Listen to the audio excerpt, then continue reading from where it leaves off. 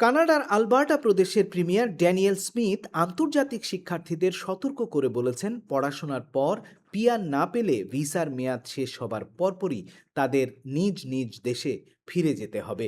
Economic টাইমসের সাম্প্রতিক এক প্রতিবেদনে বলা হয়েছে, কানাডায় আন্তর্জাতিক শিক্ষার্থীদের জন্য অভিবাসনের পথ দিনকে দিন কঠিন হচ্ছে।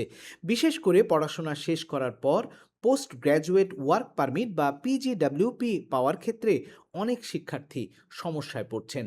আলবার্টা সরকার মনে করে, স্টুডেন্ট ভিসা মূলত কানাডায় পড়াশোনার জন্য দেয়া একটি সাময়িক অনুমতি।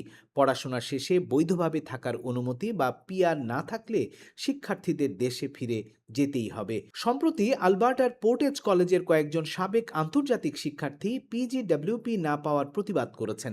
তাদের অভিযোগ, কিছু শিক্ষা প্রতিষ্ঠান ও সংশ্লিষ্ট ব্যক্তিরা পড়াশোনা শেষ করার পর কানাডায় স্থায়ীভাবে থাকার সুযোগ নিয়ে অতিরিক্ত আশ্বাস দিয়েছিলেন তাদের।